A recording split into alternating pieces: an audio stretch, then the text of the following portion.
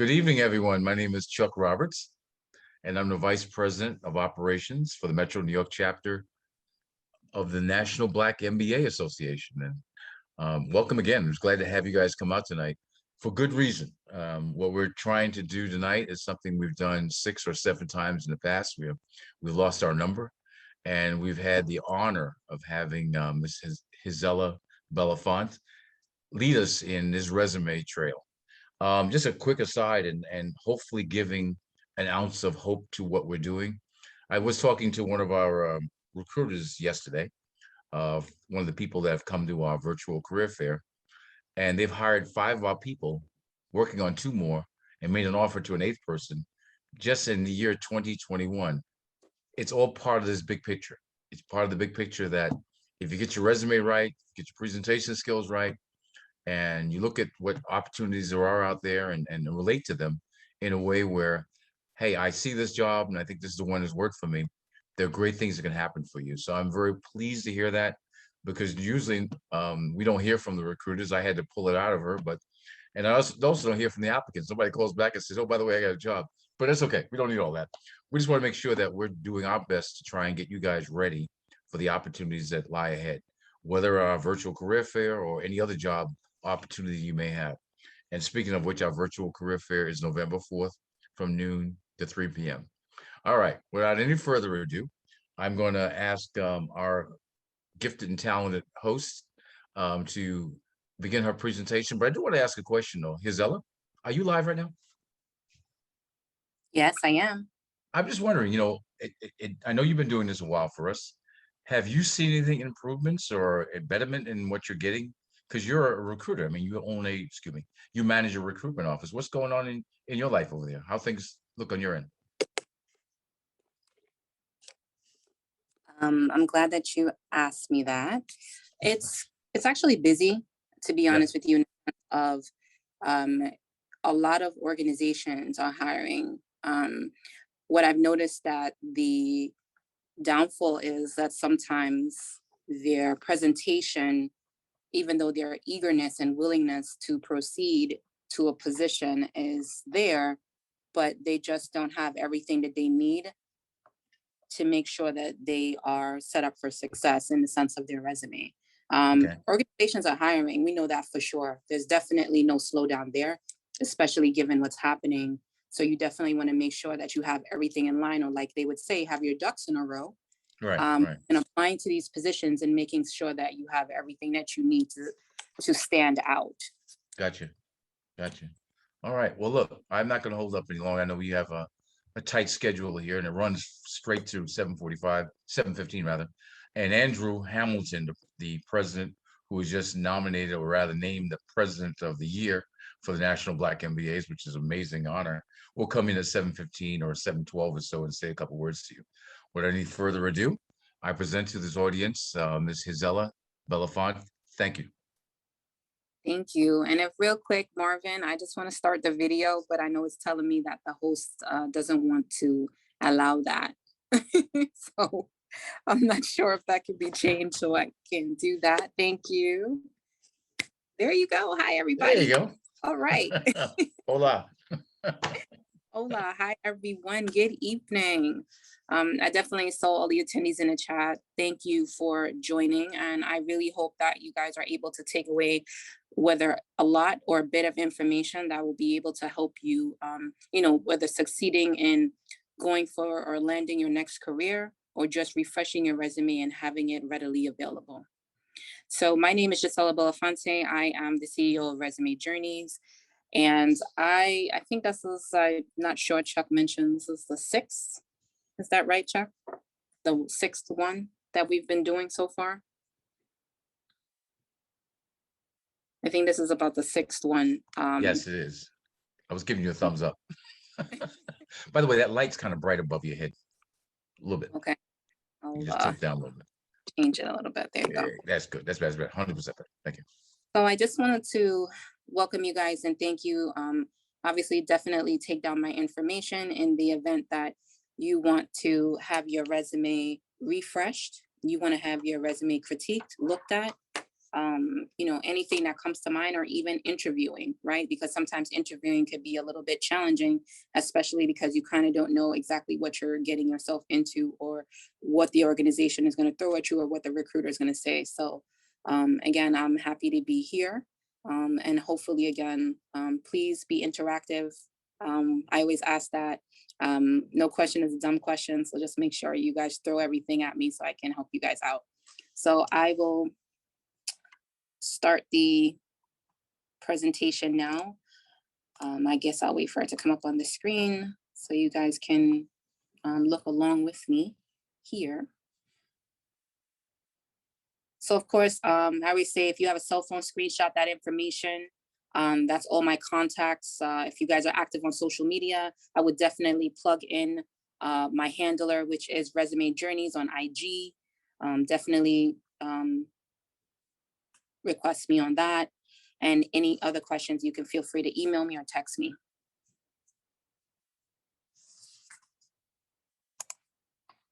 So let's just jump right into it, guys. And please be active in the chat. We'll definitely take a look at it as we go along.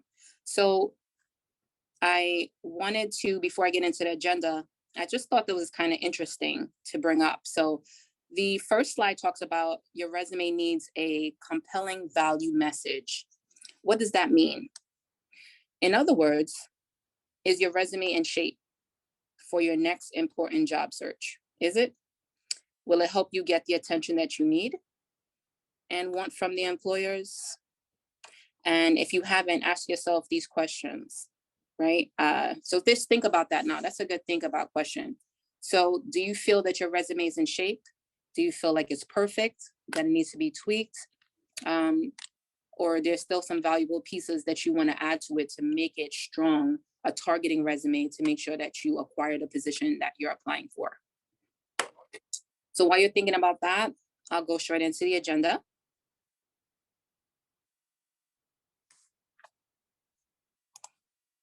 So we'll talk about functional resume versus chronological resume.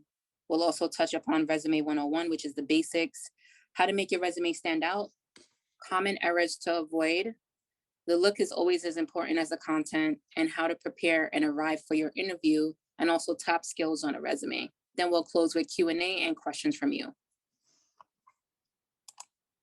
So if you guys can type in the chat for me, what are the questions you'd like answered from this workshop based on your resume, or what you would like answered? And you guys can do this throughout, obviously, the presentation, but it's always good to have a sense of what is it that you actually want to know? What do you feel is missing that you want to take away from this workshop? I want to make sure that I'm answering that before we end. So as we go along, definitely feel free to type that into the chat.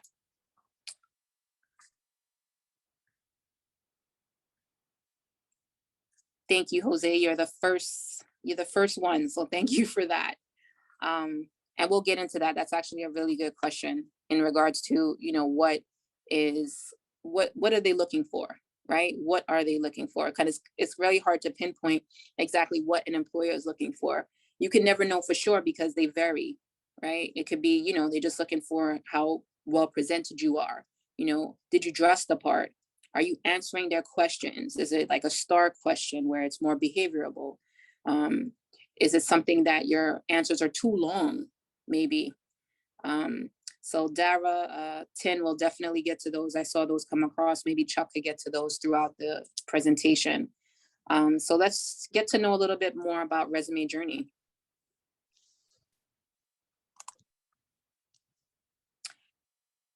So as I mentioned before, I've been doing many workshops, seminars, webinars for different organizations. And Resume Journeys was created because I actually was and kind of came through the ranks, right? So I'm an administrator now, but before I was an administrator, I was a recruiter. So I kind of have the inside knowledge from both ends for many, many years. It exceeds 10 years to be exact.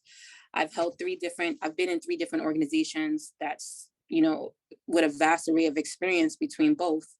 And I've seen so many things come across my desk. And I sometimes feel like the public needs to know this information to help better themselves, because you always need that one person That's going to be my mantra. I always feel you just need that one person to be able to help you. And that's what I'm here to do. So getting to know resume journeys, I definitely wanted to just run, a quick commercial so you could kind of hear a little bit about resume journeys, and then we'll start to get into the agenda.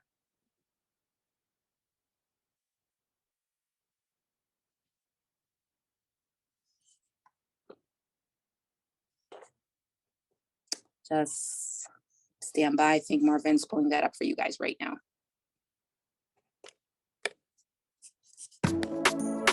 Everyone has a journey and a story. A passion to transform your resume while providing guidance in how to be an outstanding candidate, that is what Resume Journey stands for. As the COVID-19 pandemic arose in March of this year, Resume Journeys provided assistance to many individuals out of work to help obtain positions across the United States and still continue to do so. We believe in diversity, no matter the nationality, as this fosters a culture of inclusion and elevates your skills and capabilities to perform your job.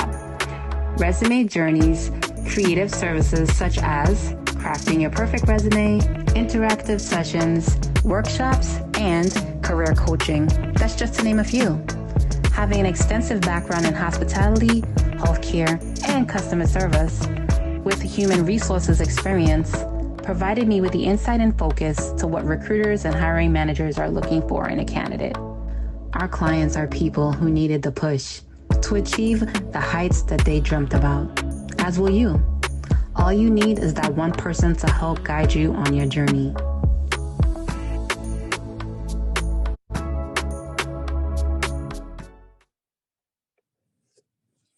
So that was a brief synopsis of Resume Journeys. Obviously, a lot more, that comes along with it. But just so you guys know, Resume Journeys is very dear to me because it's definitely a outreach to a lot of communities, a lot of individuals that I feel definitely need this type of help.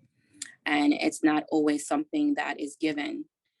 So being that it was afforded to me, I feel as if it's something that should be given back full fold. Okay, so I'll jump right into it. I don't want to, go into too much, but let's get back to the presentation and talk about functional resumes, right? Because you always kind of hear the terminology of what's a functional resume or what's a chronological resume. So functional resumes primarily focus on your skills and experience, right? So especially if you want to utilize what we call transferable skills, and you'll hear me use that a lot because I believe that you do not need that exact skill that JD stands for job description is asking for.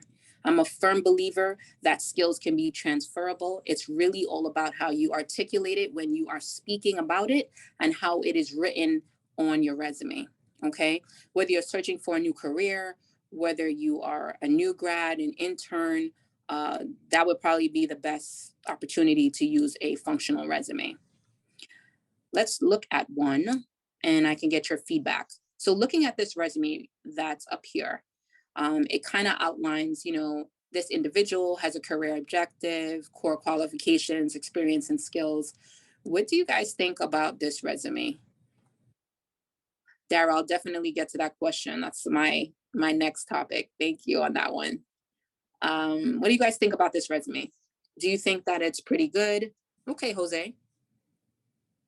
Jose is like, it's a little bit boring. What do you guys think? Talk to me. What do you guys think about this resume? Do you think it looks good? It's okay. Okay, Dara. Okay. Dara says so. Does anybody think that is pretty good? LaDonna. Okay. LaDonna's not a fan of the objectives. Jaja. Okay. Okay.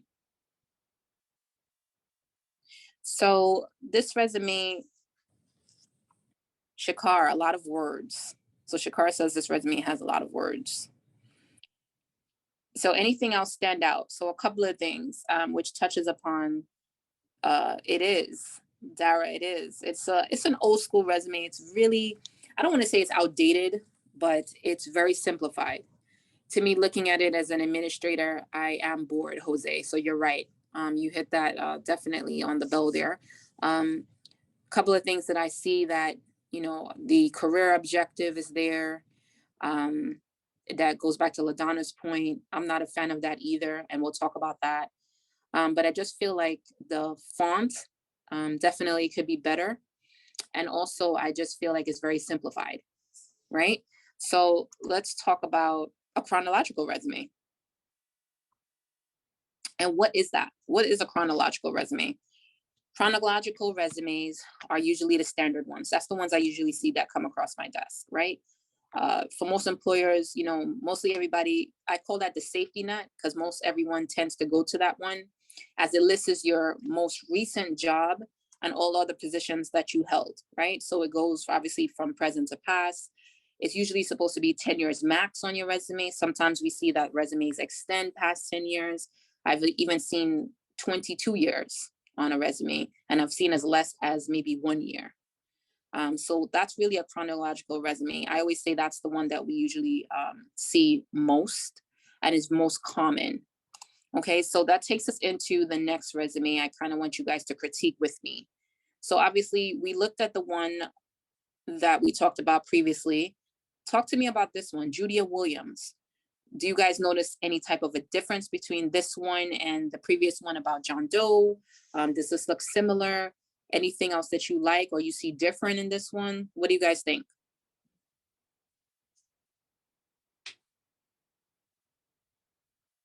Okay, Bianca. Okay, Jose. Nikki, got it.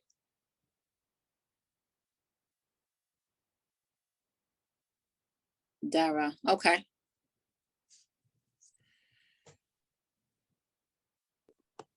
Anyone else? So I guess we can start to talk about it. Okay, Bianca, LaDonna. Yes. So let's start off on this one. So the presentation of this resume, Jenny agreed. The presentation of this resume looks definitely better, to your point. Rachel, yes, I agree. But there's definitely some differences here compared to the other ones, right? So one thing we talked about, which was, you know, the objective is removed and now it's replaced with a professional summary. The skills are detailed, right? Does anybody notice that the education is missing? Do you guys notice that? Do you guys see an education there? Did the person go to school, high school, any type of degree? Do you guys see that?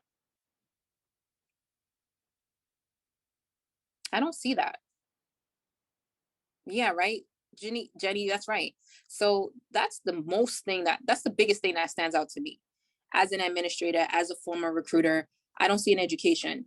We all know that when you go to apply for a position and when you look at the qualifications, the first line, 100% is either a high school diploma, an equivalency, or the type of degree or certification that is needed.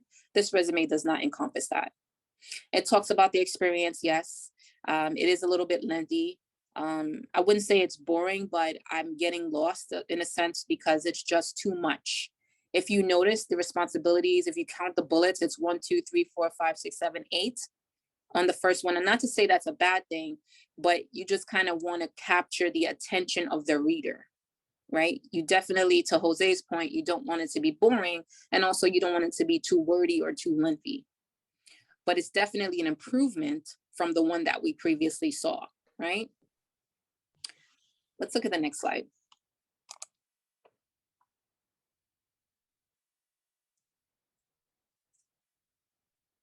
So this slide was interesting to me because it's almost like a typical professional in their work environment, right? They have their laptop open, coffee, you know, their paperwork.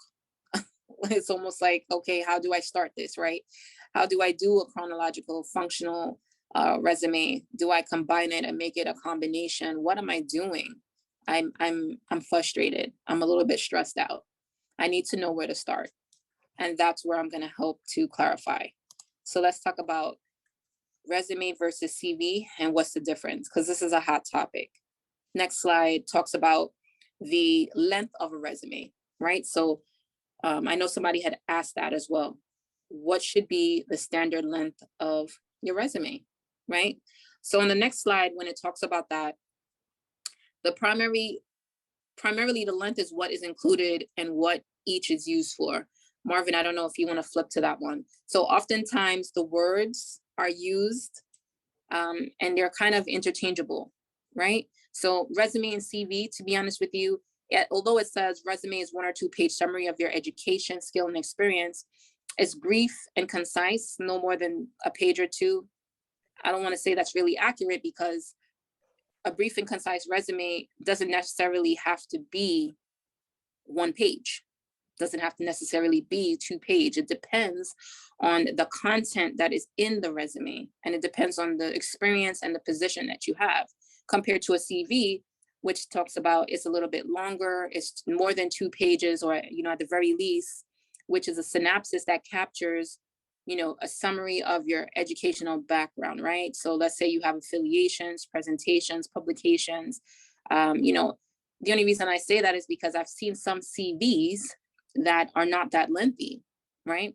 So compared to, let's say, a physician that would have, or a publisher that obviously would have maybe 6 pages, to talk about, their education, their academics, and things of that nature, it's not necessarily 2 pages. So I don't want us to get too caught up with the length of a resume. I have resumes that come to me, and when they come to me, they are 2 pages, right? 2 pages long. Where they put it on 2 pages because this little piece right here can't fit on the first page, and they don't want it to look too compacted. So they spread it out into 2 pages, but it technically could be a 1 page because there's a lot of space in between. Resume 101. Next slide, the basics. Sometimes we always have to go back to the basics to be able to get further ahead and make sure that we are capturing the current information on our resume or CV. Font style, as we can talk about. If you notice between Judy Williams and also John Doe, their font sizes are different, right? If you notice, some of the font sizes are a little bit smaller. They're not using Arial or Times Roman. Black font is always preferred on a resume. And the only thing that should change color is usually your email address, the underline under your email address or your LinkedIn. When you space that, depending on if you're using New Word or not, that will become blue. So that line will become blue. Black font is always preferred. Contact information must be up to date.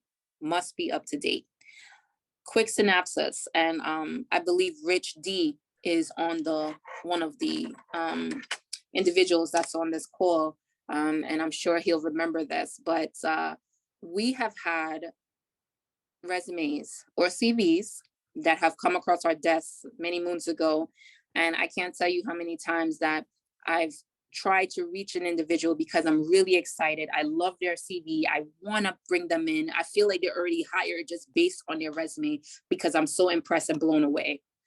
And when I go to call them, the contact information says this number is out of service.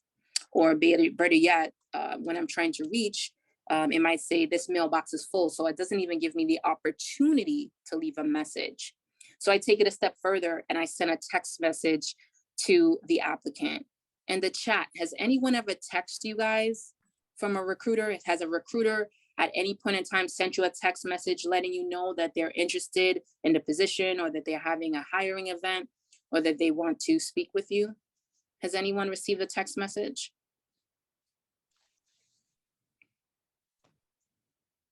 Okay. So far we have 1 person, which is why I want to bring that out to you, is because not every recruiter or every hiring manager is going to do that. And that's why I highlighted that, because not everyone is going to do that. They're going to move right on to the next one because why should they waste their time? The contact information is not updated. The email address is not correct. So I say that to say, just make sure that you double check that and make sure that it's right. Adding your LinkedIn URL to your resume is always a plus. It's never a negative. It's always a win. LinkedIn is it's the professional Facebook. That's what it is. So a lot of leaders look for candidates on LinkedIn. I'm an administrator right now. I have positions that are open and I look for candidates on LinkedIn. So if you have LinkedIn, it's a great, great, great tool. I'm sure you guys know that. Definitely a good way to network with individuals, but also is something that you should have on your resume. If you don't have LinkedIn and you want to work on how to start it, definitely reach out to Resume Journey so we can help you with that. Spelling and grammar is important. There's a lot of grammatical errors when you look at resumes. That's a pet peeve for most administrators and recruiters. So you always want to make sure that that is accurate. Month and year of your employment is always important. It shouldn't be where your past and your future is all mixed up and is confusing to the reader. Your education, we just talked about that, right? Julia Williams didn't have education on that resume. More than likely, Julia Williams probably won't be getting a phone call, right? Rachel, absolutely. Absolutely, it is a real issue. Rachel just said that grammar is definitely a real issue as we go along, and we notice that because it's always the smallest things that we think that we reread the resume and that is perfect, and when you notice, it's like, wait a second, I missed a couple of things. Metrics, it's always good to show metrics on your resume. So whether you were working with a team and you helped to close a project, you can talk about the dollars that were spent. You can talk about the team that you oversaw. Let's say, for example, I have a team that reports to me. I have about, close to 30 team members. It's always good to have metrics to be able to display that. Length of the resume, we just talked about it. I'm not a stickler. Most people aren't, so don't let anyone tell you. All I know is that if you have a functional resume, right? Or the chronological resume, if it's something that you know that it's getting too long and it feels too long to you as you're putting it together, it's probably too long. What is too long? It can be 4 pages. If it's not making sense, if it exceeds past 10 years of experience, you want to just make sure that you stay on top of that and shorten it and put all the pertinent information in there. Bilingual skills. If you have a bilingual skill, it should always be on your resume. That's a no-brainer. There's a lot of positions that are looking for a numerous amount of bilingual in many facets, whether that is experienced, intermediate, beginner. Put that on your resume, please. That's so important. Marvin, we can go to the next one.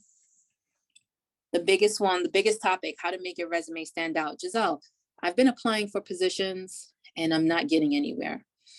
And when I was recruiting, I was doing a lot of resume searching. And I noticed that when I was doing that, I went through a numerous amount of resumes, which I can actually show you right now because I actually have resumes here because I'm actually, in the process of hiring. But I look for things that make your resume stand out, right? So the first bullet talks about develop a professional summary. Well, Donna, I believe you touched on that, if I'm correct, yes or no on that. But you want to replace the objective with skill highlights. Objective is outdated, as that's the easiest way I can put that. It's outdated. Nobody really has the objective anymore. We've come to a new era, a new decade, a new age where, you're using skill highlights or you're using professional summary. Thanks, LaDonna. Tailor your resume to fit the job. Always read the job description. And let me tell you why. When you read the job description, you're not going to, and Chuck will tell you this because we laugh at this, but when you look at the job description, you're not going to copy everything on the job description word for word and move it over into your resume. You're not going to do that. You're going to look at keywords in that job description, right? And now we're going to say, okay, did I incorporate that into my resume? Because I want to let the employer know I am able to do the same responsibilities that are listed here. But you want to make sure you're not copying it word for word, right? But it's definitely what I call a cheat sheet into utilizing that job description. Highlight the skills that you have. The simplest skill right now that everybody should always have on their resume is being able to utilize a virtual platform, hands down, because when COVID was at its peak, most individuals were not going into interview in person. We were doing a lot of virtual interviews, almost similar to what we're doing now with this workshop, right? So guess what? That means that everybody has experience using Zoom. Everyone has experience using Microsoft Teams. Whichever platform that you've been using thus far, should be added to your resume. That is definitely a good skill to have, okay? Utilize the right context of the words. So you wanna make sure that you're utilizing words and that they make sense. If it doesn't make sense to you, it doesn't make sense to us. That's just as simple as that.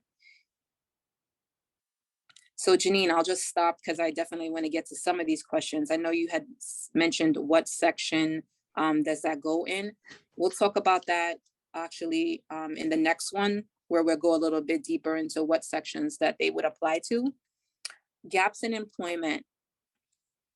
That's a big one, right? If you have a gap in employment, is that a bad thing? Is that a bad thing? I'm asking you guys, is gaps in employment something that is frowned upon? Is that negative? What do you guys think? Okay, Bianca, Dara, LaDonna, okay.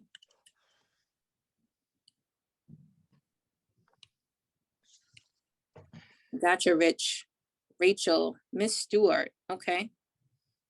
So gaps of employment. Absolutely, Nikki, that's what I was gonna say.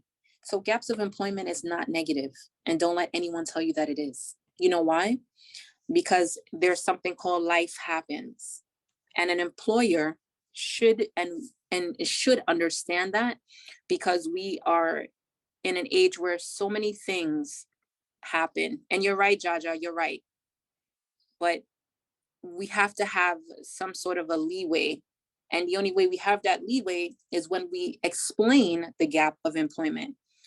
What you do, as mentioned, gaps of employment, for examples, and this is even things that I see now when I'm interviewing, full-time parent, right? So you have, let's say, a gap of employment because you are a parent now, right? That's definitely a gap of employment. Maternity leave, family management. What does that mean? Family management, I'm taking care of a family member that's ill. Full-time student, that's huge. Due to the pandemic, a lot of people went back to school. So when they were laid off or furloughed, they decided that they were going to go back to school. Military and medical leave. So if you word that very simple, and what I mean is simple is that you don't go into too much detail, because usually that's a talking point if your employer is going to ask that, which we try to stay away from. But yes, to Rich's point, sometimes you will get that employer that's actually going to ask, well, why is there a gap in your resume, right? So how do you fill in that gap? So you can put the gap year, right? Month and year, right? Because we're always talking about month and year. We don't need the date, but the month and year, right? So we will put the month and year, and with that, we would put, for example, we can talk about this one for, maternity leave or furloughed. So we would put the month and year, and then that one line is where we would put either maternity leave, military leave, and that's it. You don't need to go into details. It's really just a one-liner. When you're being interviewed, if they ask, that's something that you can discuss. But we like to usually see that, because if that's something that I see, I'm going to be like, okay, that kind of explains, it kind of tells a story. And your resume should be telling a story. Okay, that's what the purpose is. Your resume tells a story. Obviously, you're going to have that conversation when you're interviewing, but it's already pre-written on there. So it's almost a 50-50 chance that either they won't ask because you just put that you were on military leave or you were furloughed, or if it's not there, then they will ask, like, what happened between, let's say, the last 5 years, for example. What were you doing in 5 years, right? So let's go to explain, show, and reiterate. Next slide. Explain the situation carefully, but briefly. Employers do not require all of your personal information, which I just touched on before the slide even came up. So for example, here's a good question. I noticed that there's a gap in your resume. Can you explain and provide more details in reference to that? Right? What would you guys say? What would be the answer to that question if we're looking at a gap of employment? You guys just gave me some great answers and I'm looking at them in the chat, but what would you say to that? What would you guys say to that on your interview? Would we talk about okay, I had to, take care of a family member that wasn't feeling too well. Now you're going to start to disclose their condition. You're going to, we're not doing that, right? So again, it talks about clear but brief. You don't have to go into too much detail with it. You can keep it very simple. Gisela, Go ahead, Chuck. what about family leave? Family leave ties into that as well. Yeah, it could be part an explanation of a gap. Yeah, sure. Someone had a So child. absolutely, which happens all the time. Right, it does. So I yeah, guess what I was thinking about, and I'm giving you a break. I keep thinking in terms, because as I told you before, I looked at thousands of resumes as well. What I was concerned about, because we were in a law enforcement arena, we were looking to make sure someone wasn't incarcerated for 5 years or 3 years. I mean, that gap was not the kind that we could accept in our position. But I'm just thinking out loud, and I'm just offering it out. If someone did have time in, say, 6 months away, is that something they have to say, or how do they get around that? so that's something that actually does not have to be disclosed on a resume. That's more of a talking point. Okay, You makes don't sense. have to disclose that actually on a resume. It's not a requirement. All right, fair enough. You can also be, to Rich's point, which I do see a lot of that as well, where, let's say you were furloughed and now you want to start your own business. That's a popular one as well, Chuck, right? Where, I like that one. Yeah, that's a good one. you Yeah, venture, you start your own business. Definitely, I would include that in the resume because I think that's really good to showcase. Then now you're an entrepreneur. Maybe you wanted to open up your own, LLC. I would definitely put that on your resume.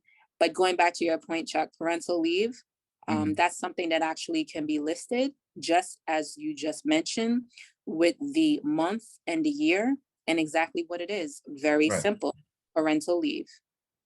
But what if they have a brat? Does that count? If they have, I'm sorry to hear you.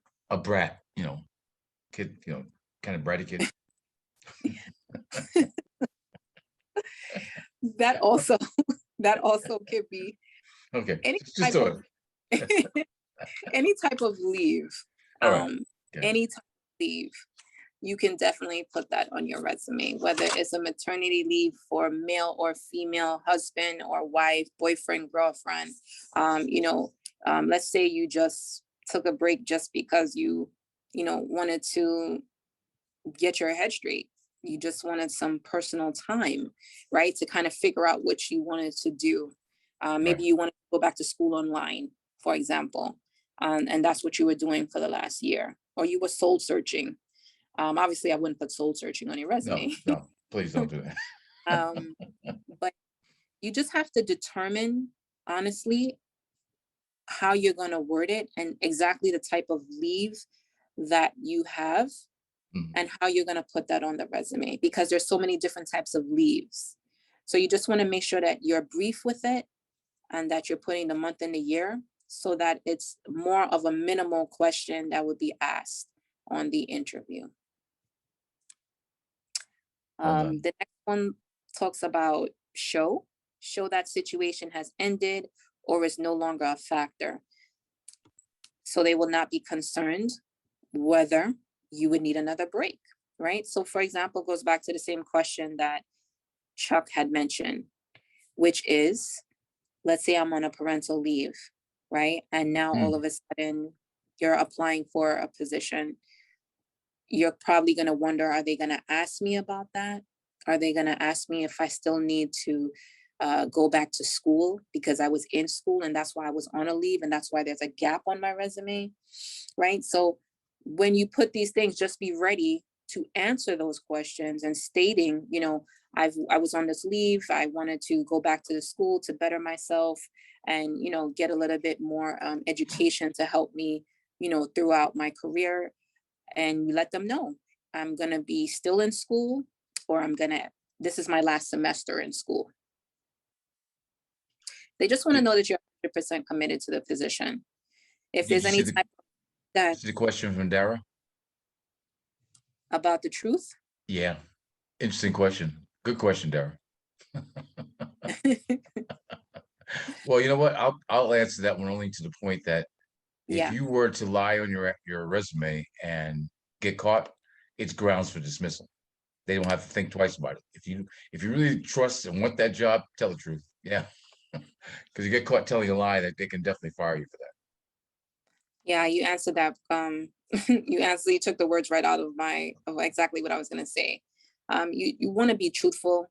You don't want to lie because anything that you have on your resume technically is fair game to them, and you just want to kind of be a little as truthful as you can be, and then talk about reiterating, always reiterate your interest in the position, right? Because they always ask you, what made you interested in the position? You always want to let them know your interest into the role because it shows one that you did your homework and your research and why you are the best candidate for the role. Let's jump into the next slide.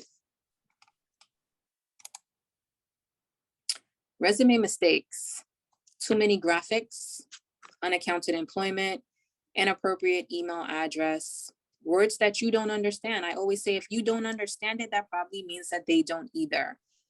Personal details, I do see that. I have a resume right in front of me and I'm looking at it and it actually says my hobbies are swimming and snowboarding. That's great, but it's not something that we need to have on a resume. Irrelevant work experience and home address is not required. So we don't need to put our address anymore. So if you live at 8936 137th place in Hollis, New York, you don't have to put that anymore. It's not required. Remember, you're putting your address on the application when you apply online. So that's where your address is housed and it is safe.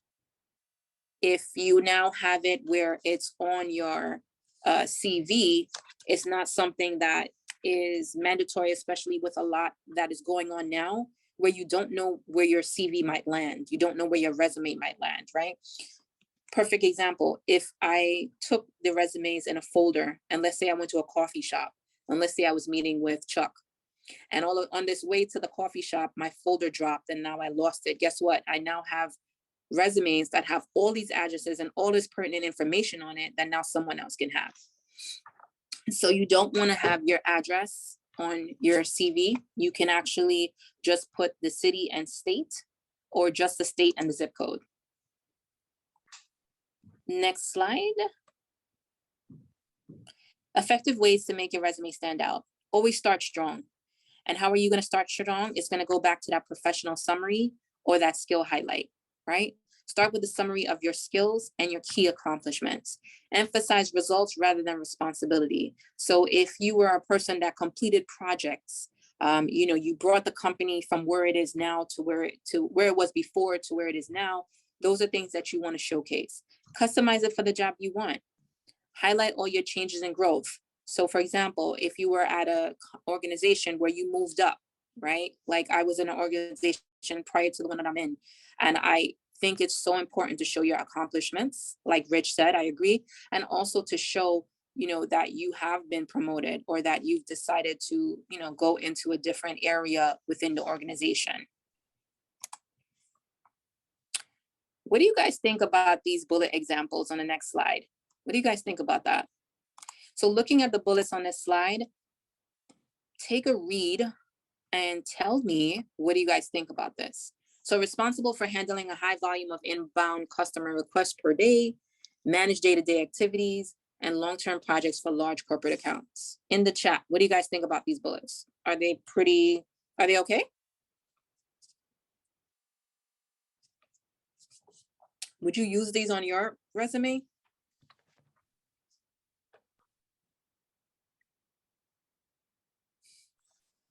Okay, Ms. Stewart. Okay, Rich, Rachel, Ladonna, you're always on to something. I like that. Miss Stewart, I love that. That's my favorite word. So a lot of you guys actually talked about, absolutely. So a lot of you guys have, you guys are on the same path, honestly, in regards to what do you guys think about the bullets. Some said that it's vague. Some say that, it's really, it doesn't capture what you're trying to say. Let's talk about the next one, because the next resume the next actually slide talks about bullets that have transformed. So now comparing what you just saw, which you all chatted to me and told me what you thought about it, I definitely want you to tell me, do you see a transformation on this one? Does this look better? Is it still quantitative, Miss Stewart? Is it still so-so? Janine, Jose, Rich, LaDonna, what do you guys think about that? What do you guys think about this one? I see some clear changes just looking at it. Like, it definitely captured my attention just looking at this one. Absolutely.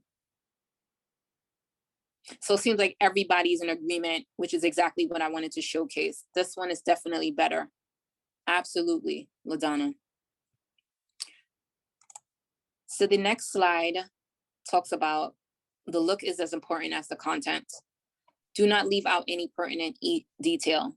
I always say when you're writing your CV, you don't want to leave anything out that would be left for question. So you definitely want to put all the pertinent information on and pay attention to what you would like the interviewer to know about you. Obviously, you don't want to put something on your resume that you don't want them to ask you about, or maybe that is uncomfortable. I feel like that's, going backwards. Proofread your resume. We say that all the time, but even if you proofread it twice, more than likely, you want to have it proofread again. Quality is over quantity. So you always want to have a resume that consists of quality, right? You want it to be a resume that when you present it, you have that confidence to know, listen, for a shadow of a doubt, this was well put together. It has all the information that I want the reader to be able to see and understand and see all of my skill sets.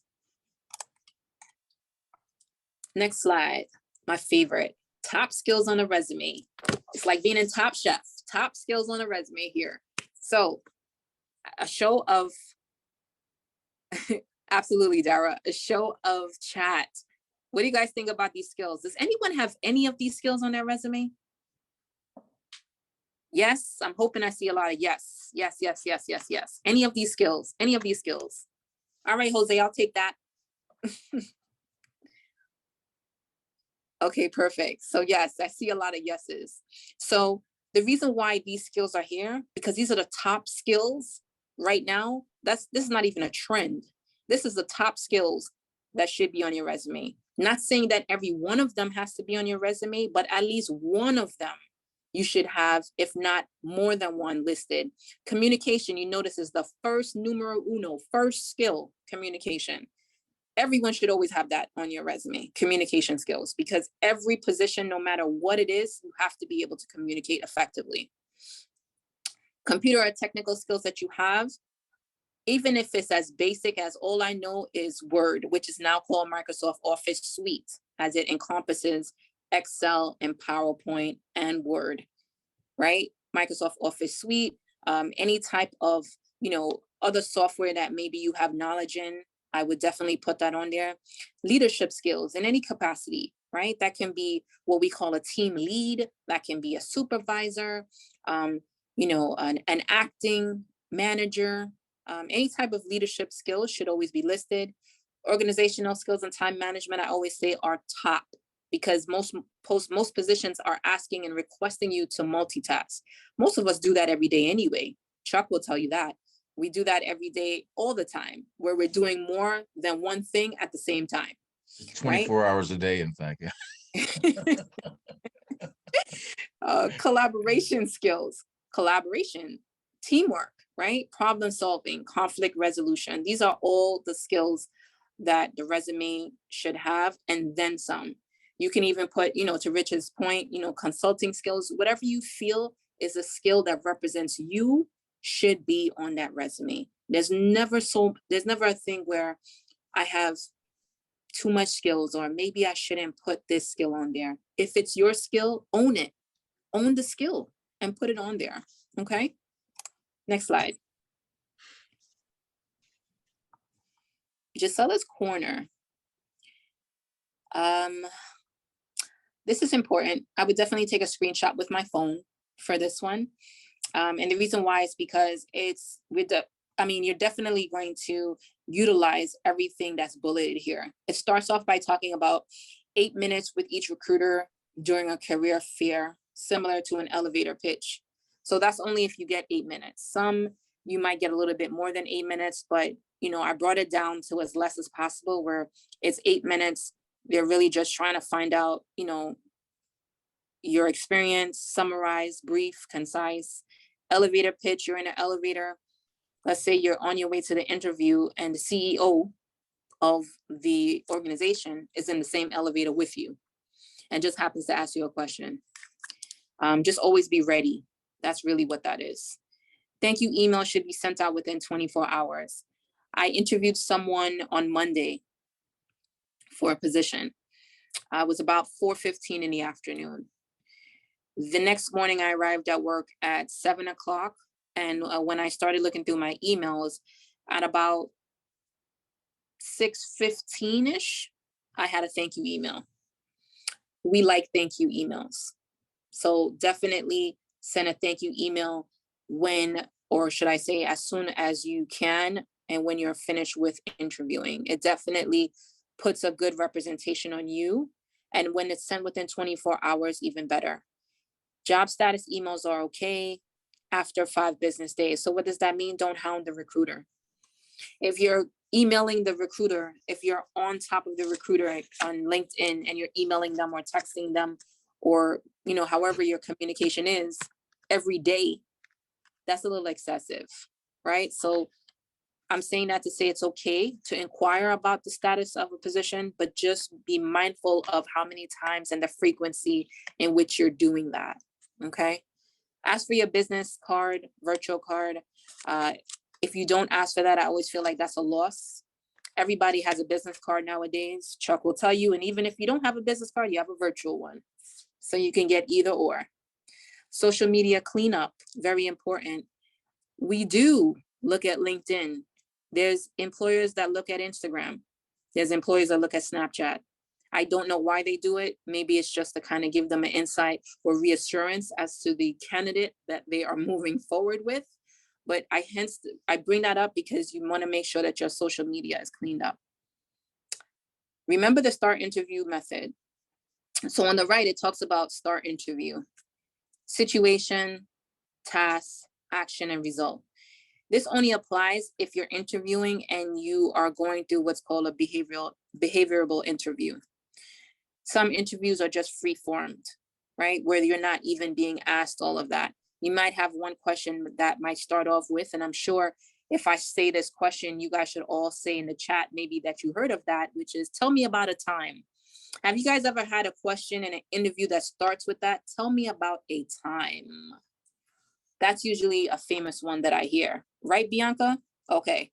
I'm seeing a couple of yeses. Dara, Rachel, yes. Tell me about a time. It's almost like when you hear that, it's like, okay, here it goes. Let me try to formulate my answer. So STAR interview method, again, I should say you should always have it ready, just in the event that that's something that they ask you. But just keep in mind, when you're interviewing, you want to be able to not pause too much when you're thinking about the answer. You can always let them know, can you repeat the question? Asking them to repeat the question is a cheat sheet to a delay of thought. So you ask them to repeat the question. Let's say you really didn't need them to repeat it, but it just gave you that extra 5 seconds to be able to formulate your thought.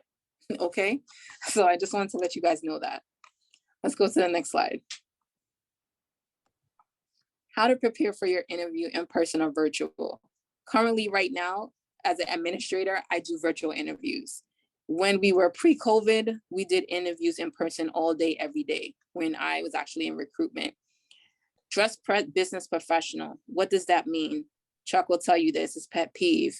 Gentlemen, if you are coming in for an interview and you're wearing a polo shirt with no tie, that's not business professional. It's just not. You're not ready for success.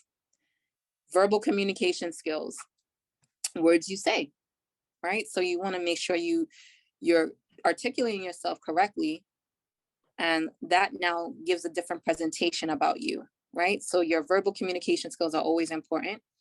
Nonverbal is the how you say it and the voice and the tone, right? So if you're elevated, where now you're answering the questions and you're very, very loud, that might come off a little bit aggressive, right?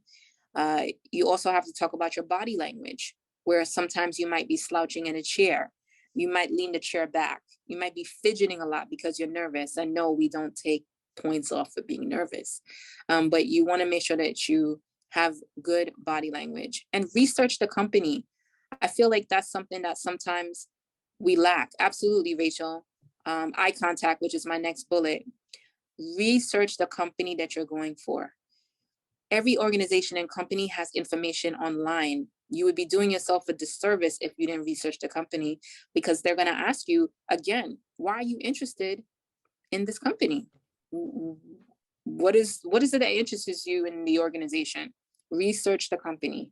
Eye contact, to Rachel's point, it's always good to have good eye contact. Obviously, wearing your mask in this day and age, we know that's a must. Check your background and audio if you're doing a virtual interview. Sometimes you have technical issues, but it's usually good to have those things worked out prior to. And to Dara's point, absolutely. You can practice to eliminate any type of, distractions that may come about, any kind of technology issues. Check your Zoom, check your phone, make sure that everything is working right. And I've arrived 10 minutes prior, and that means virtual or in person. So not sure if you guys noticed, let me know in the chat. You do know when you have a Zoom or virtual interview, it tells the interviewer when you signed into the room. Do you guys know that? Yes or no in the chat? Yes or no? Okay. Okay, great. So we know when you actually arrive virtually into the chat.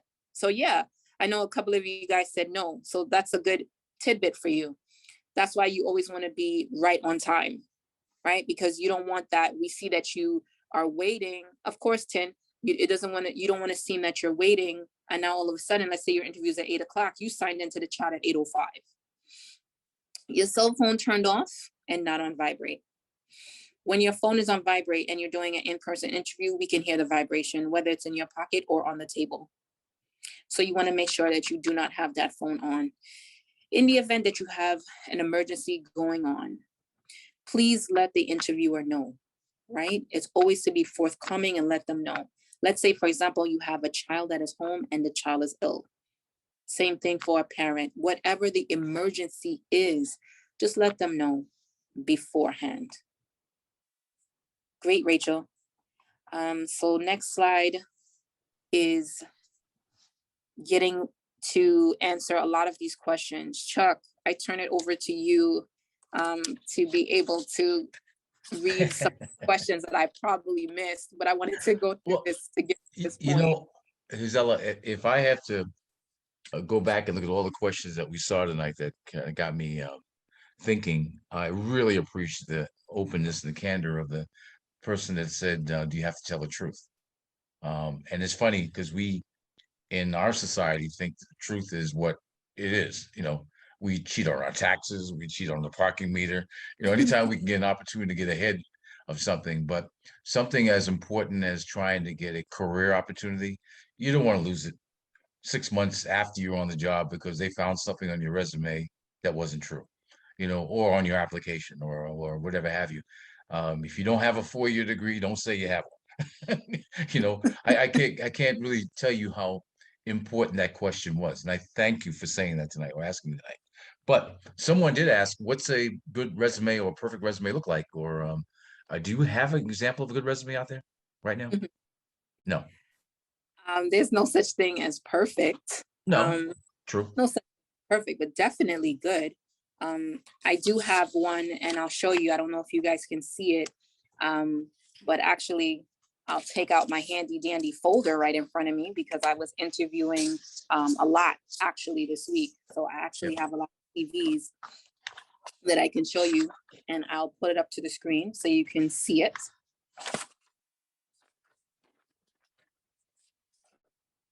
And Gisela? Yes, sorry. Thank you for doing this. You're I appreciate welcome. you. Yeah. So can you guys see this? First of all, no judgment because I like colors as an administrator. So you're going to see the purple writing. Sometimes it's pink and red and blue. That's just me. But I, I wanted to show you this CV, right? This is someone that I interviewed, right? And I don't know if you guys can notice, but this right here, this CV right here is an example of a CV that is not good. It's not perfect. It's not good. The reason why, and I'll just let you know, the font size on this resume is actually, oh, you got it, Nikki. I didn't know you can see that. Perfect. You guys can't see that. Okay, great. I just want to make sure. So yes, Nikki got that right. The font size was actually a 7. So that means that I needed a magnifying glass to be able to see the CV. When the candidate actually came in, because it just so happened that we brought the candidate in, again, they still brought the same CV with the small font where no one could read it. So that's one example, right? I also wanted to just let you guys know, again, font size is important, right? Cover letters, we didn't talk about that. I usually say that's a off the topic. Cover letters. Do you need a cover letter for your resume? Do you need one? Does it make sense? Bianca says yes. Rich says no. Anyone else? Do you need a cover letter? Jose says depending. So depending on the position that you're going for, if it requires you to have a cover letter, then you have a cover letter. If it doesn't state that you need a cover letter, then you don't. Because as recruiters, to be honest with you, we're not looking really at this. We go like this. Is everybody watching? Okay.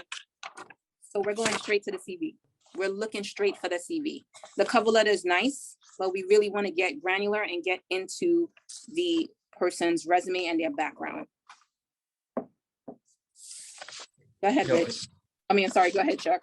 Yeah, we call this particular session, your resume is your business card and should represent you. And I think the thinking behind that is very often the applicant or the people on our line here, they see a position that they like, and they submit a resume.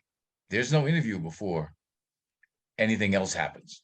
So that resume has to be right, because you won't get an interview if that resume is not right. They'll think of any other reason not to let you in. And as you're looking, you're marking up, you probably have an investment in Sharpies every year from all the time you spend there. How many resumes do you go through to get one good applicant? That's my question. That's it. I gotta divulge all that information. I'm just curious. I mean, I'm sure they'd want to know too. You know? I'm joking. Absolutely, Nikki. It sure is a reflection of you. Mhm. So for me personally, and I could tell you, I'm going to speak both on one end, administrator capacity, and then also on recruitment capacity. So recruiters, we go through probably about 10.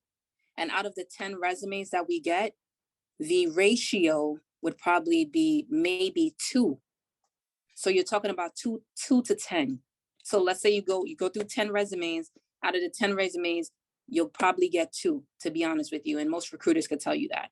As an administrator, then you probably have 5 resumes or 3 resumes, let's say, that you were presented with. It will be 1. So 1 candidate per 5 or 3 and 2 candidates per 10. If you're talking about full cycle recruiting, recruiters go through 100 resumes in a position of applicants that have applied. And out of that 100, remember, they're looking for the best fit candidate. They're going to present to the hiring manager the top 5 or maybe 7 CVs or resumes to that hiring manager to say, these are the candidates that I vetted through, and these are the ones that I want you to look at. So guess what happens to the 90-something other candidates, right? They might not get a call, right? So let's be very transparent about that. So that's why, one, it's important for you to apply for the position. So once you see it posted, proactively apply for the position. Do not wait and don't hesitate. Take your shot and apply. Go ahead, Chuck. I was also going to mention that our virtual career fair will guarantee you'll see a recruiter with your resume. So more the reason why your resume should be up to speak, because they're going to see you and your resume at the same time. It's not as though you're submitting a resume and then waiting for a phone call. My other thought too came into the area of, remember we touched before about mechanical reviews of resumes. Is that something that they all should be aware of? Where a machine grades it, like you're doing it by hand, but aren't there some systems where it require you submit that resume, or it goes through a machine? So that's why the font's got to be right, the paper colors got to be right, stuff like that. But are you experiencing any mechanical type of reviews? I have not.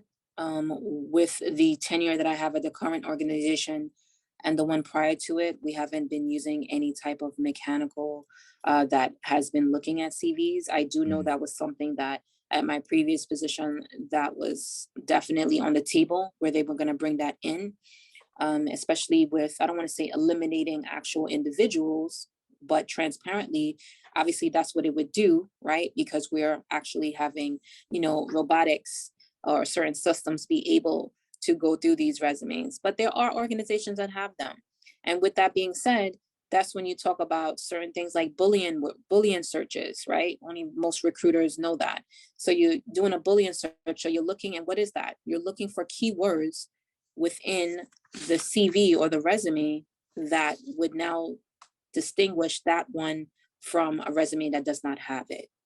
So hence the reason why you just want to make sure that your format is good.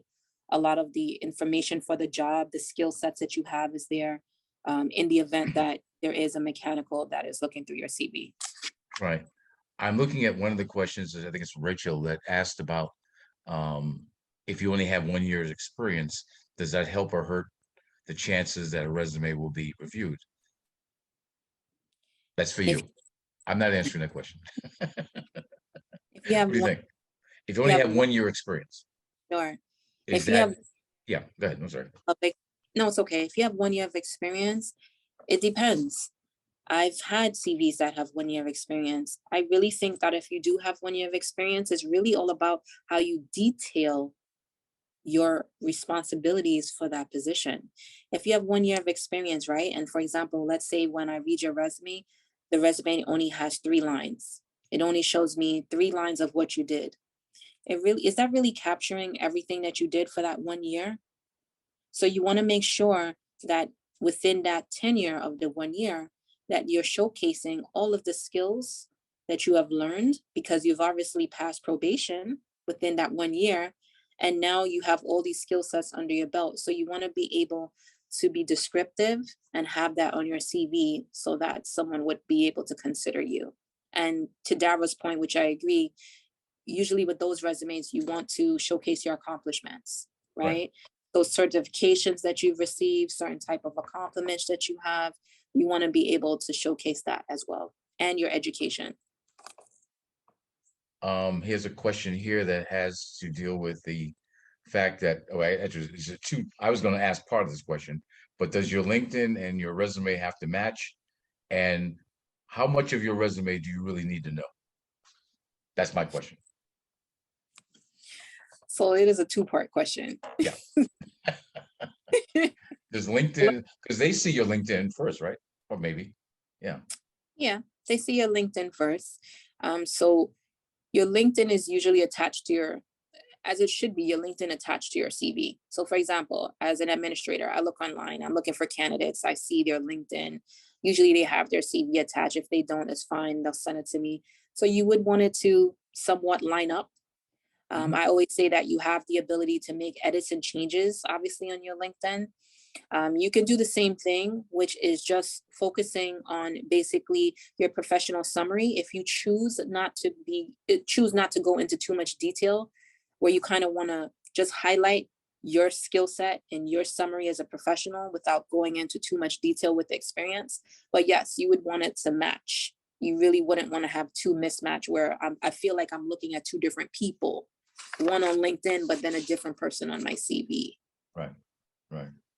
I had something just came to mind. It's maybe a little old school, and within our last minute or so, and I want to say thank you, thank you, thank you. But how important is it to mention that you know somebody that works there? Well, It's funny that you mentioned that. We usually consider that to be a name dropper. Right. Sometimes, and we have that and it come across all the time.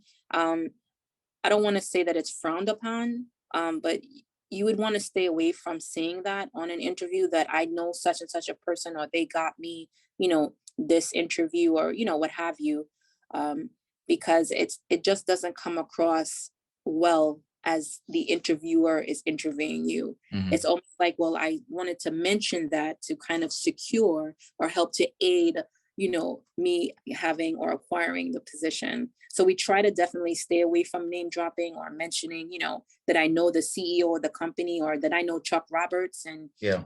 this excellent guy, VP of Ops. So, but you want to you want to stay away.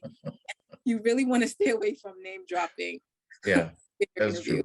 true. We have to stop meeting like this. I just Gisela, thank you again. I know everybody on this call walked away with a, a handful of gems and things that they can take forth with them. As Gisela mentioned earlier on to everyone that's online here, please reach out to her. I saw someone that was looking for some help with their resume. If you can you post her address or something again before we let her go, and I'll let Andrew jump in and have some closing comments. Is that possible? I think it's the first slide, right? Sure is. I think Marvin got that. Okay, close down. Thank you everyone for joining us. We had a great time. And please, Andrew's going to talk about the career fair too. So I'm gonna let him jump in real quick. We'll see you next week, hopefully. I'll be there on November 4th. I'll be there to greet you. Here you go. If you want to reach Gisela, that's those are just take a picture of it. That's all you gotta do. Whip that camera up, whip that phone out, get that picture going. All right. Andrew Hamilton is the president of the New York chapter of the Metro New York chapter of the National Black MBAs.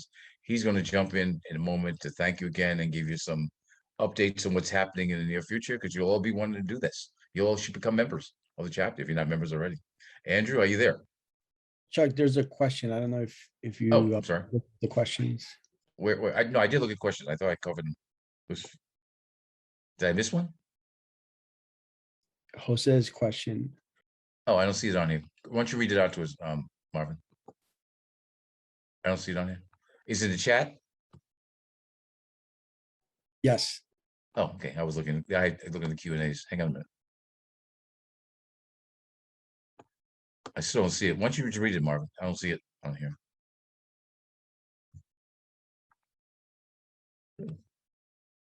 And thank you, Richard, for stopping in too. We appreciate I that. don't see it anymore.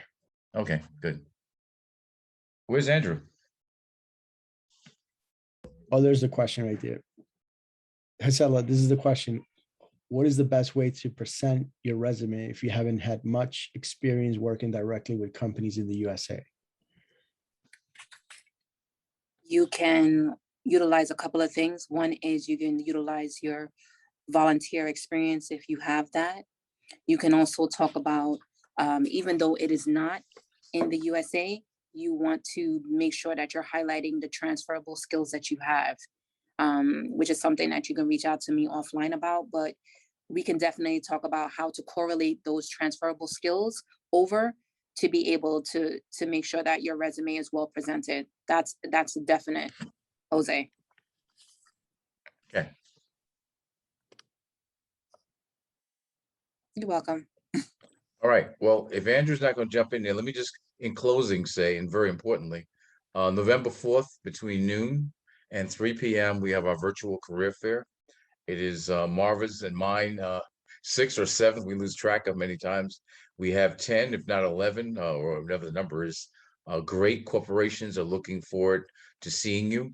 Please register right away so that Marvin can get you the listings of the positions that are available, so that when you walk into their booth, you'll say, hey, I saw this job, XYZ, and I'm interested in that position, and I have this skill set. That's important to have in your conversation. We talked about that 8-minute segment. You will have 8 minutes. You'll probably have 3 or 4 minutes to say just that, why you feel as though you're qualified for that position. So if you show up, you'll be interviewed. Simple as that. That's what we love about this process that we put together. We have a black tie event in Manhattan on November 6th. That's a Saturday night. If you guys want to come get dressed up and come up and join us, we'd love to have you. And November 16th, we have a program on credit scores, which if you don't know, credit scores can hurt you also with getting a job. Hate to say that, but that is true. Some companies that look at people's credit scores as being their responsibility level. So we're having a session on that on November 16th. I found a gentleman out in LA who's going to come in, and he's an author. He wrote the book on credit reports, and the brother is really good, something to understand. So I'm looking forward to having him out there to tell us about how we can raise our credit scores. That's November 16th. If you get to us and you have your name on our database, you will get announcements for all these type of events that happen seemingly like every day. We had over 100 events, I think, last year in 2020, even though we had a pandemic. But hey, that's what we do. We try and communicate with our community. All right, I'm gonna let this go. I assume Andrew's not gonna jump in right now, right? Marvin, help me. No, no. All right, then I'm gonna say good night to everyone. Have a good weekend. Hopefully, I'll see you all next week on November 4th between noon and 3 p.m. Come early and stay late. Some great companies there, and I hope you guys are the best in that. And find, I want to hear from you. You got a job? Call me. Let me know everything worked out well for you. Or if it's not, tell me the same thing too. I can take good and bad. Be well. Have a good evening. Thank you, Gisela.